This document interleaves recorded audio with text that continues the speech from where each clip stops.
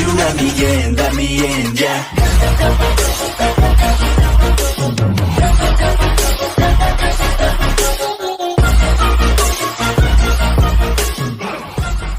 So guys आज से एक न्यू सीरीज स्टार्ट करने जा रहे हैं। उम्मीद करता हूँ आपको ये सीरीज भी काफ़ी ज़्यादा पसंद आएगा। बाकी मैं अपने तरफ से बेस्ट डिलीवर करने की कोशिश करूँगा और जल्द से जल्द न्यू एपिसोड आता रहेगा। तो चलिए वीडियो को एंजॉय करिए। कहानी स्टार्ट होती है उस दिन से जिस दिन गोकू पैदा हुआ था।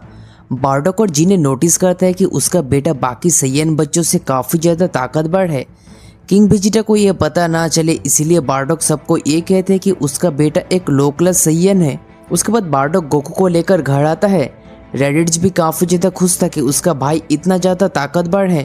उसके कुछ दिनों बाद किंग वेजिटा सारे सैयन को एक मीटिंग में बुलाते हैं। तभी बार्डोक नोटिस करते हैं कि एक स्पेसशिप उन लोगों की तरफ ही आ रहा है। वो और कोई नहीं बल्कि फ्रीजा था जो कि प्लैनेट वेजिटा को डिस्ट्रॉय करने के लिए रेडी हो चुका था। तभी बार्डोक और जिने गोकू को एक स्पेस पॉट में डालकर दूसरे प्लैनेट के लिए छोड़ देता है। बार्डोक अब कहते हैं काकारोट तुम्हें सरवाइव करना ही होगा। आई एम रियली सॉरी कि तुम्हें इस तरह से अलविदा कहना पड़ रहा है क्योंकि मैं नहीं चाहता तुम यहाँ पर मर जाओ। अगर मैं जिंदा रहता हूँ मैं तुम्हें लेने जरूर आऊँगा। जिने काफ़ी ज़्यादा दुखी होकर कहती है काकारोट मेरे बच्चे प्लीज़ तुम हमारे लिए वेट करना, हम तुम्हारे भलाई के लिए ये सब कर रहे हैं। टेक केयर माई सन। तो अब बार्डोक और जिने गोकू को प्लेनेट अर्थ के लिए छोड़ देता है। उसके बाद बार्डोक फ्रीजा से फाइट करने के लिए चले जाते हैं पर बार्डोक काफ़ी कोशिश के बाद भी प्लैनेट वेजिटा को बचा नहीं पाते हैं। मरने से पहले बार्डोक की आखिरी शब्द कहते हैं काकारोट चाहे कुछ भी हो जाए तुम्हें जिंदा रहना ही होगा। ऐसा कहकर प्लैनेट वेजिटा के साथ साथ बार्डोक भी डिस्ट्रॉय हो जाते हैं। उसके बाद हमें अर्थ को दिखाए जाते हैं जहाँ एकदम पीसफुल था। तभी गोकू का स्पेस पॉट क्रैश लैंड करते हैं और वहाँ से चाइल्ड काकारोट बाहर आते हैं। काकारोट अब रोने लगा था। तभी वहाँ से ग्रैंडपा गोहान जा रहा था। वो अब रियलाइज करता है कि काकारोट काफ़ी ज़्यादा ताकतवर है तो वो उसे गोकू कहकर पुकारना शुरू कर दिया था। ग्रैंडपा गोहान गोकू को लेकर अब मास्टर रोशी के पास जाता है ताकि गोकू अपने पावर को कंट्रोल करना भी सीख जाए। तो ऐसे ही 5 साल गुजर गया था। गोकू अब थोड़ा बड़ा भी हो चुका था और ग्रैंडपा गोहान उसे अपने पास ही हमेशा रखता था। वो अब गोकू को लाइफ और उसके मैनर्स सब कुछ सही सही से सिखाते हैं ताकि वो एक अच्छा पर्सन बन सके। इतनी सी छोटी सी उम्र में गोकू कामेहामेहा वेब को भी सीख लेते हैं क्योंकि गोकू मास्टर रोशी और ग्रैंडपा गोहान के साथ पिछले 5 सालों से ट्रेनिंग कर रहा था। धीरे धीरे गोकू ट्रेनिंग करके ताकतवर बनता जा रहा था। गोकू एक दिन और भी न्यू कैरेक्टर्स के साथ मिलता है जैसे कि बुल्मा यामचा। देखते ही देखते मार्शल आर्ट्स टूर्नामेंट भी आ जाते हैं। गोकू उस टूर्नामेंट में काफ़ी अच्छा परफॉर्म भी किया था। मास्टर रोशी गोकू को कहते हैं तुम्हें अब थोड़ा ब्रेक लेना चाहिए। तभी अचानक गोकू के सामने उसका मॉम और डैड का चेहरा झलकने लगते हैं।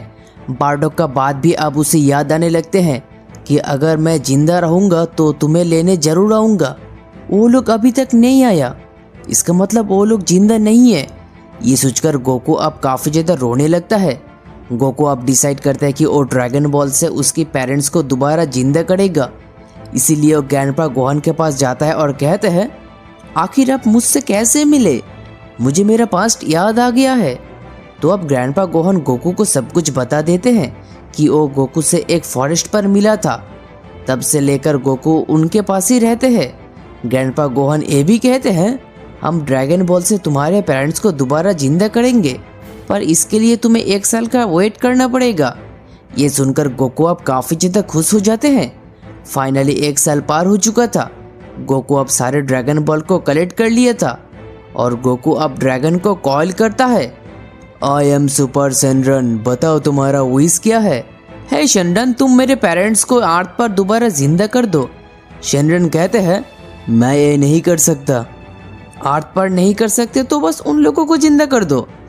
आई एम सॉरी बट मैं ये भी नहीं कर पाऊंगा क्योंकि उन लोगों को मरे हुए कई साल हो चुके हैं। मैं सिर्फ पर्टिकुलर एक ही टाइम तक पहले मरे हुए लोगों को ही जिंदा कर सकता हूँ। तुम प्लैनेट नमक पर जाके वहाँ पर ड्रैगन बॉल को कलेक्ट करके अपने पेरेंट्स को वापस जिंदा कर सकते हो। ऐसा कहकर ड्रैगन वहाँ से चला जाता है। उसके बाद कई साल गुजर जाते हैं। गोकू का अब चीची से शादी हो जाते हैं। उसका एक बेटा भी था जिसका नाम गोहन रखा था। एक दिन प्लेनेट अर्थ पर एक स्पेसशिप लैंड करता है और वहाँ से एक लंबे बाल वाला आदमी बाहर आता है जो कि रेडिट्स था। रेडिट्स को अब काफ़ी लो पावर फील होता है। वो अब अपने रेडार से स्कैन करता है और मास्टर रोशी की आइलैंड पर पहुंच जाता है। तभी सभी लोग रेडिट्स से मिलने के लिए बाहर आता है। ओह, तो तुम यहाँ पर हो कैकरॉट मेरे भाई? गोकू कहते हैं, कैकरॉट? मेरा नाम गोकू है और मेरा तो कोई ब्रदर नहीं है। उसके बाद रेडिट्स कहते हैं, तुम्हारा नाम कैकरॉट ही है जो कि हमारे पेरेंट्स ने दिया था। फ्रीजा ने प्लेनेट वेजिटा को डिस्ट्रॉय कर दिया है, इसीलिए वो लोग तुम्हें अर्थ पर भेज दिया था ताकि तुम जिंदा रह सको। पर तुम तो लेजेंडरी सुपर सैयन के साथ जन्म लिया था, तो तुम्हारा पावर लेवल इतना कम क्यों लग रहा है? तुम्हें और भी स्ट्रांग होना चाहिए था कैकरॉट। आखिर हो क्या रहा है तुम्हारे साथ? चलो मेरे साथ। गोकू अब कहते हैं, मैं कहीं नहीं जाने वाला। कैकरॉट, मैं तुम्हारा बड़ा भाई हूँ। क्या बड़ा भाई? तभी मास्टर रोशी और ग्रैंडपा गोहन कहते हैं, गोकू कहीं नहीं जाएगा, वो हमारे साथ यहाँ पर अर्थ पर ही रहेगा, चाहे तुम उसका बड़ा भाई क्यों ना हो। चले जाओ यहाँ से और दोबारा कभी भी अर्थ पर आने की कोशिश मत करना, नहीं तो तुम्हें बहुत ही बुरी मौत मरना होगा। तभी रेडिट्स मास्टर रोशी को एक थप्पड़ मारता है। ये देखकर गोकू अब काफ़ी ज़्यादा गुस्सा हो जाते हैं और स्क्रीम्ड करने लगते हैं।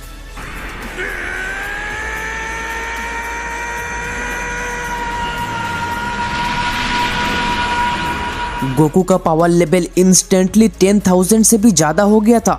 यस ब्रदर, यस, ये हुई न बात। शाबाश, तुम एक लेजेंडरी सुपर सैयन हो। तुम्हारा पावर लेवल ऐसा ही होना चाहिए, यही मैं चाहता हूँ। आई एम सॉरी ब्रदर, अब मैं भी तुम्हारे साथ यहाँ पर ही रहूँगा।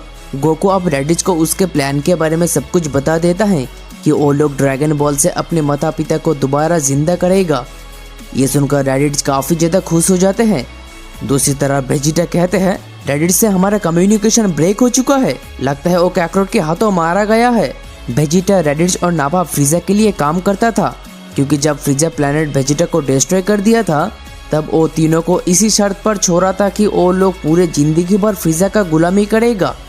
अर्थ पर ऐसे ही और कुछ दिन गुजर जाते हैं। वो लोग अब प्लेनेट नमक पर ड्रैगन बॉल कलेक्ट करने के लिए निकल रहे थे।